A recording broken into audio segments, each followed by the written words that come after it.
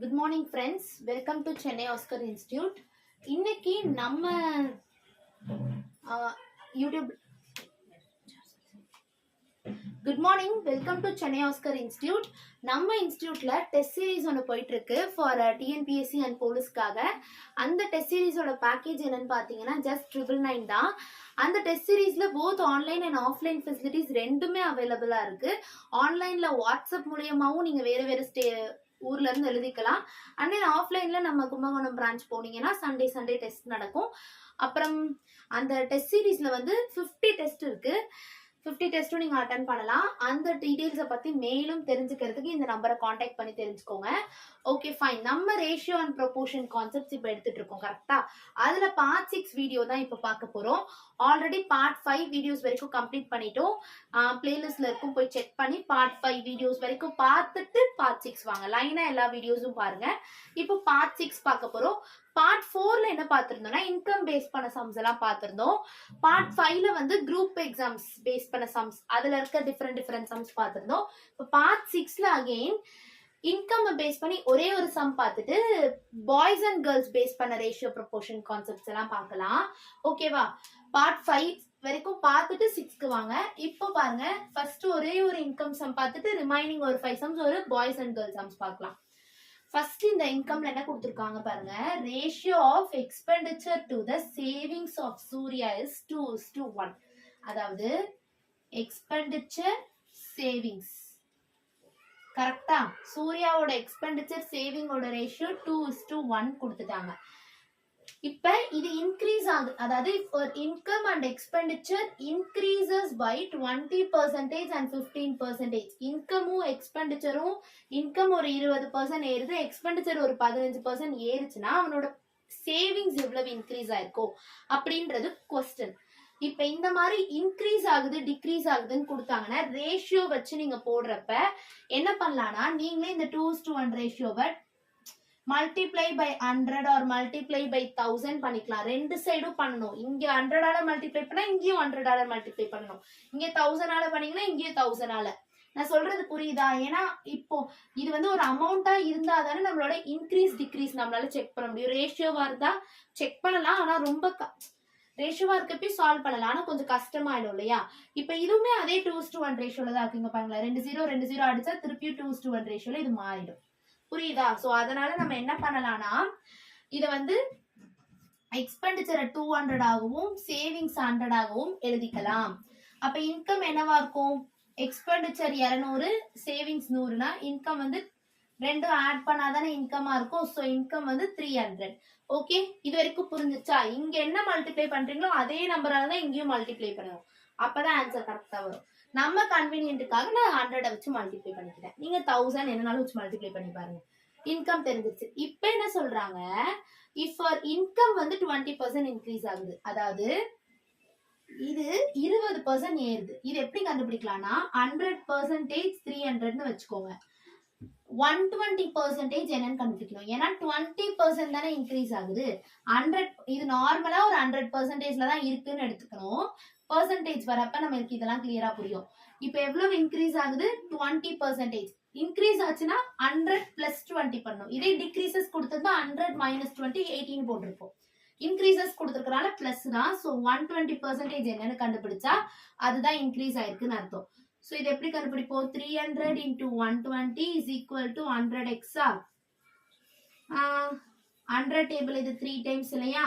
3 × 120 பண்ணா என்ன வரும்? 360. இதுதான் வந்து நம்மளோட எக்ஸ் வேல்யூ. அப்ப இன்கம் எவ்வளவு இன்க்ரீஸ் ஆயிருக்கு? 20% இன்க்ரீஸ் ஆச்சுன்னா 360 மாறி இருக்கு இன்கம். இன்கம் எவ்வளவு இன்க்ரீஸ் ஆயிருக்குன்னு கண்டுபிடிச்சோம். 20% 360 கண்டுபிடிச்சோமா? எக்ஸ்பெண்டிச்சர் வந்து 100% வந்து 200 வச்சுக்கோங்க. அப்ப எவ்வளவு இன்க்ரீஸ் ஆயிருக்கு? 15. சோ 115% என்னன்னு கண்டுபிடிச்சீங்கன்னா கிராஸ் இது 2 டைம் அப்படியே கேன்சல் பண்ணிடுங்க. அப்போ 115 × 2 வந்து எக்ஸா சால்வ் பண்ணீங்கன்னா 230. அப்ப எக்ஸ்பெண்டிச்சர் 230 மாறுது, இன்கம் 360 மாறுது. நம்மள என்ன கேட்டிருக்காங்க? Find the percentage increase in savings. Income இவ்வளவு, எக்ஸ்பெண்டிச்சர் இவ்வளவு, சேவிங்ஸ் எவ்வளவா இருக்கும்? இன்கம் மைனஸ் எக்ஸ்பெண்டிச்சர் தானே சேவிங்ஸ். இப்ப இதான் இன்கம், இதான் எக்ஸ்பெண்டிச்சர்னா சேவிங்ஸ் என்னன்னு கண்டுபிடிக்கலாமா? 1 30 rupees தான் சேவிங்ஸா இருக்கு. நம்ம क्वेश्चन என்ன கேட்டிருக்காங்க, ஃபர்ஸ்ட் இருந்ததை விட எவ்வளவு பெர்சன்டேஜ் சேவிங்ஸ் இன்க்ரீஸ் ஆயிருக்குன்னு கேட்டிருக்காங்க. ஆல்ரெடி 100 ரூபான்னு இருக்கு, இப்ப 130 மாறிடுச்சு. அப்ப எவ்வளவு அதிகரிச்சிருக்கு, 130 ஆயிருக்கு. 100ல இருந்து 130, அப்ப 30 அதிகரிச்சிருக்கு. சோ 30 எப்பவுமே பெர்சன்டேஜ் எப்படி கண்டுபிடிக்கணும்னா, இந்த மாதிரி எவ்வளவு அதிகரிச்சிருக்குன்னு கேக்குறப்ப முதல்ல இது ரெண்டுத்துக்கான டிஃபரன்ஸ் என்னன்னு பாருங்க. 30 டிவைடட் பை இனிஷியல் அமௌண்ட், அதாவது இனிஷியலா 100 ரூபான்னு இருந்ததுல அதை போட்டு பெர்சன்டேஜ்னால இன்டூ பெர்சன்டேஜ், பெர்சன்டேஜ்னால 100 தானே, இன்டூ 100. 100 கேன்சல் ஆகி 30% ஆன்சரா வரும். எல்லாத்துக்கும் இப்படியே 100 கேன்சல் ஆகும் இல்ல, அதனால என்ன பண்ணணும், எப்பயுமே ஃபைனல் மைனஸ் இனிஷியல் பண்ணிட்டு டிவைடட் பை இனிஷியலா இருந்த வேல்யூவே போட்டுட்டு இன்டூ பெர்சன்டேஜ்க்காக 100 போட்டோம்னா 30% சேவிங்ஸ் இன்க்ரீஸ் ஆயிருக்கு. இந்த கான்செப்ட் கிளியர் ஆயிடுச்சா? எக்ஸ்பெண்டிச்சர் சேவிங்ஸ் வந்து 2:1 கொடுத்ததுனால நம்மளே 200 100 அசியூம் பண்ணி இன்கம் 300 போட்டோம். இப்ப இது ஒரு 15% இன்க்ரீஸ் ஆனா எவ்வளவுன்னு கண்டுபிடிச்சோம், இது ஒரு 20% இன்க்ரீஸ் ஆனா எவ்வளவுன்னு கண்டுபிடிச்சோம். இதுல இருந்து இதை மைனஸ் பண்ணா சேவிங்ஸ் எவ்வளவுன்னு தெரிஞ்சிருச்சு. இப்ப இது எவ்வளவு சேவிங்ஸ் இன்க்ரீஸ் ஆயிருக்குன்னு நம்ம பார்த்து பெர்சன்டேஜ் போட்டாச்சு. இது ஓகேவா? அவ்வளவுதான். இன்கம் சம்ல இது இந்த ஒரு நம்ம ஆல்ரெடி போட்ட வீடியோ 4th பார்ட் வீடியோவும் இந்த சம் பார்த்தாலே ஃபுல்லா கிளியர் ஆயிடலாம். திருப்ப சம்ஸ் சால்வ் பண்ணி பாருங்க. எக்ஸ்ட்ராவா புக்ஸ் எல்லாம் எடுத்து சால்வ் பண்ணி பாருங்க. எஸ்எஸ்சினா பினாக்கிள் எடுத்து சால்வ் பண்ணுங்க, ரயில்வே புக்ஸையும் எடுத்து சால்வ் பண்ணியே பாருங்க, ஈஸியா இருக்கும். ஓகே, இப்ப செகண்ட் சம் பார்த்தோம்னா ratio of boys and girls, அதாவது B for boys G for girls. ஓகேவா? பாய்ஸ் அண்ட் கேர்ள்ஸ் சம்ஸ் தான் பார்க்க போறோம். B for boys G for girls, எங்கெல்லாம் பி இருக்கோ அங்க பாய், ஜில இருக்க இடத்துல கேர்ள். இப்ப பாய் கேர்ளோட ஒரு கிளாஸ்ல இருக்க ரேஷியோ 2:5. 10 பாய்ஸ் வந்து இப்போ கிளாஸ்ல இருந்து போறாங்க, லீவுன்னு கொடுத்துருக்கு. அண்ட் 20 நியூ கேர்ள்ஸ் ஜாயின் பண்றாங்க கிளாஸ்ல. அப்ப கிடைக்கக்கூடிய புது ரேஷியோ என்ன, 4:25. 4:25 கிடைக்குது.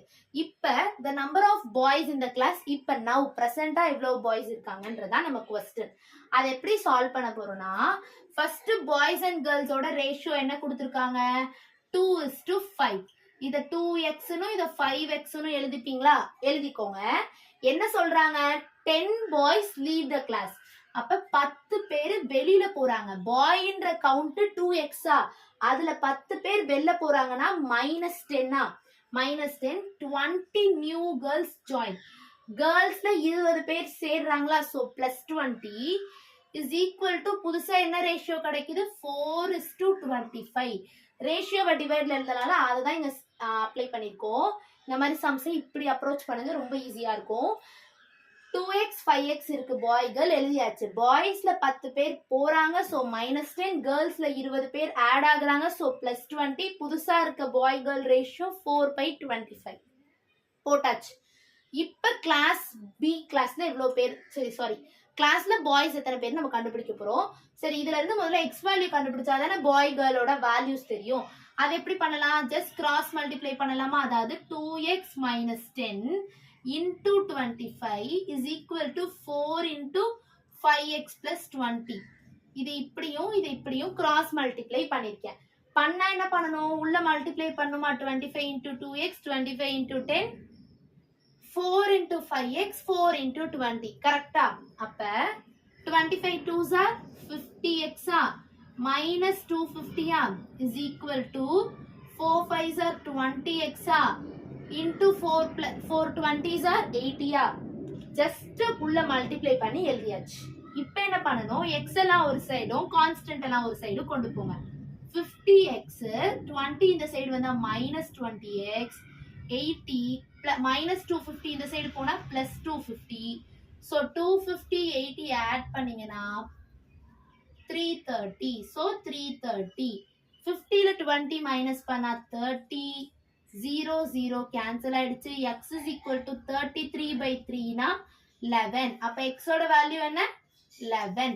அப்ப ஃபர்ஸ்ட் பாய் கேர்ள் 2x 5x ன்னு ரேஷியோல இருக்குல்ல, அதுல x க்கு பதிலா 11 போட்டு பாய்ஸும் கேர்ள்ஸும் எத்தனை இருக்காங்கன்னு செக் பண்ணலாமா? அதாவது பாய் கேர்ள், பாய் வந்து 2, கேர்ள் வந்து 5ன்னு இருந்தாங்க, 2x.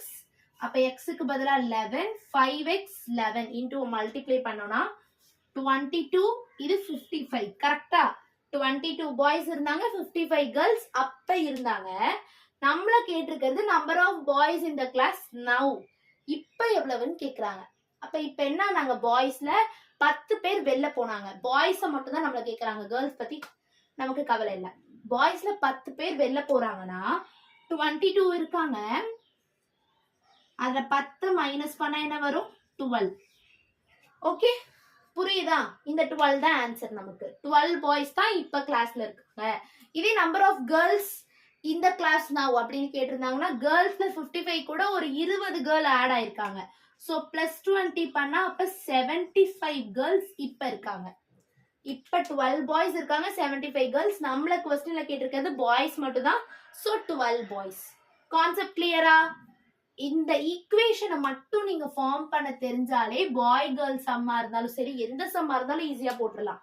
2x 5x இருந்தாங்க, இவங்க 10 பேர் வெளில போறதுனால -10, இவங்க 20 பேர் ஆட் ஆகுறதுனால +20. இப்ப இருக்க ரேஷியோ 4/25. ஜஸ்ட் கிராஸ் மல்டிப்ளை பண்ணுங்க, உள்ள ஃபுல்லா மல்டிப்ளை பண்ணுங்க, எக்ஸோட வேல்யூ ஃபைண்ட் அவுட் பண்ணுங்க, பாய் கேர்ள் வேல்யூ கண்டுபிடிங்க. இப்பன்னு கேட்டிருக்காங்க, நவ்ன்ற வேர்டு இருக்கிறதுனால அந்த 10 மைனஸ் பண்ணிருக்கோம். நவுக்கு பதிலா தென்னு இருந்ததுன்னா அதே 22 தான் ஆன்சரா போட்டிருப்போம். ஓகே, இந்த சம் கிளியரா? ஓகே, தேர்ட் ஃபோர்த் சம் பார்ப்போமாங்க. ஓகே, இப்ப தேர்ட் சம் பார்க்கலாமா? தேர்ட் சம்ல என்ன கொடுத்துருக்காங்கன்னு பாருங்க. பாய்ஸ் அண்ட் கேர்ள்ஸ் தான் பார்க்க போறோம். 70, இது வந்து எம்ன்றது மேல்ஸ், எஃப்ன்றது females. Okay, 70 males and 100 females are working in a company. Okay, then during one mass drive equal number of males and females are required. Then the ratio is 3:4. Then the total number of people working in a company after recruitment. அதாவது ஒரு கம்பெனில 70 males இருக்காங்க, 100 females இருக்காங்க. ஓகேவா? ஒரு drive, அதாவது ஒரு placement drive ஒன்று கண்டக்ட் பண்றாங்க. அப்ப equal number of male female. Males ஒரு 10 மேல் எடுத்தா ஃபீமேலும் 10 பேர் தான் எடுக்கிறாங்க. 2 பேரும் ஈக்குவல் நம்பர்ஸ்ல எடுத்துக்கிறாங்க ரெக்வயர்மெண்ட்ல. அந்த ரெக்வயர்மெண்ட் ஆன பிறகு ரேஷியோ என்ன ஆகுதுன்னா மேலுக்கும் ஃபீமேலுக்கும் 3:4 ரேஷியோவா மாறுது. லாஸ்ட் சம் செகண்ட் மாதிரியே இருக்கும் பாருங்க இது. Then the total number of female working in a company after requirement எவ்வளவு அப்படின்னு கண்டுபிடிக்க போறோம். அதாவது ஃபர்ஸ்ட் மேல் எவ்வளவு இருக்காங்க? 70, ஃபீமேல் 100. ஓகேவா? இத வச்சுக்கோங்க. இப்ப என்ன ஆகுது, இந்த 70 கூட ஒரு எக்ஸ் ஆட் பண்றாங்க, அதாவது ஒரு எக்ஸ் பர்சனை ரெக்வயர் பண்றாங்க. கரெக்டா? அதே மாதிரி இந்த ஃபீமேல் கூடயும் சேம் இது. இங்க 10 பேர்னா இங்கேயும் 10 பேர், இங்க 20னா இங்கேயும் 20. அதனால இங்க எக்ஸ்ன்றப்ப இங்கேயும் எக்ஸ் எடுத்துக்கிறேன். ஈக்குவல் நம்பர் ஆஃப் பர்சன்ஸ் தான் ரெக்வயர் பண்றாங்க. பண்ண பிறகு அந்த ரேஷியோ மேலுக்கும் ஃபீமேலுக்கும் ரேஷியோ என்ன ஆகுது? 3:4. இது எப்படி ஃபார்ம் பண்ணு புரியுதா? 70 மேல் இருக்காங்க, 100 ஃபீமேல் இருக்காங்க. 2 பேர்ல ஈக்குவல் அமௌண்ட் ஆஃப் ரெக்வயர்மெண்ட் நடந்த பிறகு ரேஷியோ 3:4. ஸோ 2 கூடயும் கொஞ்சம் பேர் ஆட் ஆகுறாங்க, equal number of persons. So ஆட்ன்றதுனால அடிஷன் போட்டு 2த்துக்கும் பிளஸ் போடுறேன். 3/4 ரேஷியோல மாறினதுனால 3/4ன்னு போட்டாச்சு. ஓகே, கிளியரா? ஓகே, இப்போ என்ன பண்ணுவோம்? கிராஸ் மல்டிப்ளை பண்ணுங்க. 4 into 70 plus x, அதாவது இதையும் இதையும் மல்டிப்ளை பண்றோம். 4 into 70 plus x is equal to 3 into 100 plus x. என்ன பண்ணணும் நெக்ஸ்ட்? இது கூடயும் இது கூடயும் மல்டிப்ளை பண்ணுவோமா? பண்ணா என்ன வரும்? 4 into 70 என்ன? 4 7s are 28. So 280 plus 4x is equal to 3 into 100, 300 plus 3 into x, 3x. வேரியபிள்ல ஒரு சைடு, கான்ஸ்டன்ட்ல ஒரு சைடு கொண்டு போலாமா? அப்ப 4x 3x இப்படி வந்தா -3x, 300, 280 இந்த சைடு போனா -280. So 4x minus 3x, x, 300 minus 280, 20. அப்ப x ஓட வேல்யூ என்ன? 20. x ஓட வேல்யூ 20. நம்மள என்ன கேக்குறாங்க? total number of people working in a company after requirement. அதாவது இந்த ரெக்வயர்மெண்ட் நடந்த பிறகு இப்ப டோட்டலா மேலும் ஃபீமேலும் ஆட் பண்ணி எவ்வளவுன்னு சொல்ல போறோம். ஓகே, இப்போ 17 மேல் இருந்திருக்காங்க, இங்க எழுதிக்கலாம். 70 மேல் 100 ஃபீமேல் இருக்காங்க. 20 தான் எக்ஸ். இந்த எக்ஸுக்கு பதிலா 20ன்னு சப்ஸ்டிட் பண்ணணும். அப்ப இதுல ஒரு 20 பேர் சேர்றாங்க. இந்த எக்ஸ்ன்றது என்னன்னு எடுத்தோம்? எக்ஸ்ட்ராவா சேர்றவங்க தானே எடுத்தோம். ஃபீமேலையும் அதே 20 பேர் தானே சேருவாங்க. அப்ப என்ன வரும்? மேல் ஃபீமேலோட கவுண்ட். மேல் ஒரு 90, ஃபீமேல் ஒரு 120. புரியுதா? இங்க ஒரு 20 பேர், அங்க ஒரு 20 பேர். ஸோ 90, 120. டோட்டலா ரெண்டு பேரும் ஆஃப்டர் ரெக்வயர்மெண்ட் தான் கேட்டிருக்காங்க டோட்டல் நம்பர் ஆஃப் பீப்புள். அப்ப ரெக்வயர் பண்ண பிறகு டோட்டல். சோ 120 plus 90 என்ன 210. இதுதான் நம்ம ஆன்சர். இந்த சம்மோட ஆன்சர் 210. ரெண்டும் ஆட் பண்ணிருக்கேன் 120யும் 90யும் 210. புரிஞ்சிருச்சா? மேல் ஃபீமேல் கவுண்ட் இருக்கு, ஈக்குவல் நம்பர் ஆஃப் பர்சன்ஸ் எடுக்கிறாங்க, உள்ள ரெக்வயர் பண்றாங்க. சோ பிளஸ் எக்ஸ், இங்க எக்ஸ்னா இங்க எக்ஸ், இங்க ஒய்னா இங்கேயும் ஒய். ரேஷியோ என்னவா மாறுது, இதுக்கப்புறம் 3:4 மாறுது. ஜஸ்ட் கிராஸ் மல்டிப்ளை பண்ணி எக்ஸோட வேல்யூ கண்டுபிடிச்சு அந்த 20 சப்ஸ்டியூட் பண்ணி ஆட் பண்ணா 210 வரும். இதுதான் இதோட ஆன்சர். ஓகே, அடுத்தது ஃபோர்த் சம். இதுல என்ன கொடுத்திருக்காங்கன்னு பாருங்க. 64 ஸ்டூடெண்ட்ஸ் ஆஃப் கிளாஸ் 10, அதாவது 10th கிளாஸ்ல 10th ஸ்டாண்டர்ட் படிக்கிற பசங்கள 64 ஸ்டூடெண்ட்ஸ் வந்து குவிஸ் காம்படிஷன்ல கலந்துருக்காங்க. Okay, if the girls, G for girls, B for boys இல்லையா, if the girls was 16 more than the boys, அந்த குவிஸ் காம்படிஷன்ல பார்ட்டிசிபேட் பண்ண கேர்ள்ஸ் வந்து பாய்ஸை விட 16 பேர் அதிகமான கேர்ள்ஸ் பார்ட்டிசிபேட் பண்ணிருக்காங்க.